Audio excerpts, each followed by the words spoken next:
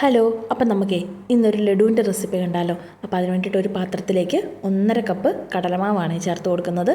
എന്നിട്ട് അതിലേക്ക് ഒരു പിഞ്ച് മഞ്ഞൾപ്പൊടിയും ഒരു പിഞ്ച് ഉപ്പും ഇട്ട് കൊടുക്കുന്നുണ്ട്. എന്നിട്ട് നമ്മൾ ഇത് നല്ലപോലെ ഒന്ന് കലക്കിയെടുക്കണം.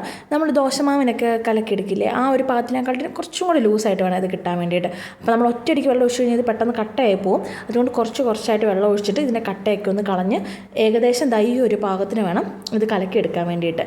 എന്നിട്ട് നമുക്കിതിനെ ഒന്ന് ഓയിൽ ഫ്രൈ ചെയ്തെടുക്കാം. അപ്പോൾ ഞാൻ പാനിലേക്ക് ഓയിൽ ഒഴിച്ച് കൊടുത്തിട്ട് ഇതൊന്ന് നല്ലപോലെ ഫ്രൈ ചെയ്തെടുക്കുന്നുണ്ട്. നമുക്ക് മറ്റേ തോളത്തോളമുള്ള തവിയില്ല, അതില്ലായിരുന്നു കേട്ടോ. അപ്പോൾ ഞാനതുകൊണ്ട് സ്പൂണിലാണ് ഇത് ഒഴിച്ച് കൊടുത്തിട്ടുണ്ടായിരുന്നത്. സ്പൂണാണെങ്കിലും കുഴപ്പമില്ല, ഇത് നമ്മൾ വറുത്ത് കഴിഞ്ഞിട്ട് ഇതൊന്ന് തണുത്ത് കഴിയുമ്പോൾ മിക്സിയിലിട്ടൊന്ന് പൊടിച്ചെടുക്കാനുള്ളതാണ്. അതുകൊണ്ട് എങ്ങനെയാണെങ്കിലും കുഴപ്പമില്ല. അപ്പോൾ ഞാൻ വറുത്തെടുത്തിട്ടുണ്ട്. അത് തണുത്ത് കഴിഞ്ഞപ്പോൾ മിക്സിയിലിട്ടിട്ട് ഈ ഒരു പാകത്തിന് ജസ്റ്റ് ഒന്ന് ക്രഷ് ചെയ്തെടുത്തിട്ടുണ്ട്. ഇനിയിപ്പോൾ നമുക്ക് ഷുഗർ സിറപ്പിൽ ഇട്ടെടുക്കണം. അപ്പോൾ അതിന് വേണ്ടിയിട്ട് ഞാനൊരു പാത്രത്തിലേക്ക് 1 കപ്പ് വെള്ളം ഒഴിച്ച് കൊടുക്കുന്നുണ്ട്. എന്നിട്ട് നമ്മുടെ മധുരത്തിന് ആവശ്യമുള്ള പഞ്ചസാര ചേർത്ത് കൊടുക്കാം.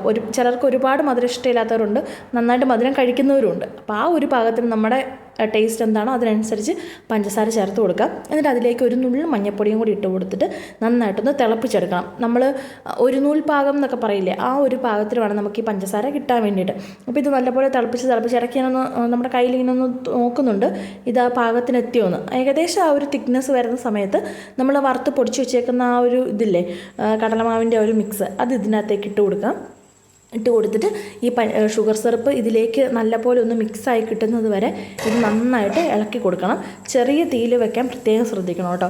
എന്നിട്ട് നമുക്കിത് നന്നായിട്ടൊന്ന് മിക്സ് ചെയ്തെടുത്തതിന് ശേഷം ഇനിയിപ്പോൾ നമുക്കിതിനകത്തേക്ക് കുറച്ച് ഉണക്കമുന്തിരി ഇല്ലേ, അതും കൂടി വറുത്തിടണം. അപ്പോൾ ഈ ഒരു സമയമായപ്പോഴേക്കും ഞാൻ ഫ്ലെയിം ഒന്ന് ഓഫ് ചെയ്ത് കൊടുത്തിട്ടുണ്ട്. എന്നിട്ട് സെപ്പറേറ്റ് നെയ്യിൽ വറുത്ത മുന്തിരിങ്ങയാണ് കേട്ടോ ഇട്ട് കൊടുക്കുന്നത്. എന്നിട്ട് അതും കൂടി ഇട്ട് കൊടുത്തിട്ട് നല്ലപോലെ ഒന്നും കൂടി ഒന്ന് മിക്സ് ചെയ്തിട്ട് നമുക്കിത് തണുക്കാൻ വേണ്ടിയിട്ട് മാറ്റി വെക്കാം. ഇപ്പോൾ ഇത് ഏകദേശം ഒന്ന് നല്ലപോലെ തണുത്ത് വരുന്ന സമയമാകുമ്പോഴേക്കും നമുക്കിത് ഒന്ന് നല്ലപോലെ ഒന്ന് ഉരുട്ടി നമ്മുടെ ലഡുവിനൊക്കെ എടുക്കുന്നുണ്ട്, ഒന്ന് ഉരുട്ടി എടുക്കാം. അപ്പോൾ അതേ ഞാൻ ഓരോരോ ലഡുവായിട്ട് ഇങ്ങനെ ഉരുട്ടി എടുത്തിട്ടുണ്ട് കേട്ടോ, ദേ ഈ പാകത്തിന്. അപ്പോൾ അങ്ങനെ ഏകദേശം ഒരു 15 ലഡുവോളം നമുക്ക് ഇതിനകത്തുനിന്ന് കിട്ടിയിട്ടുണ്ടായിരുന്നു കേട്ടോ.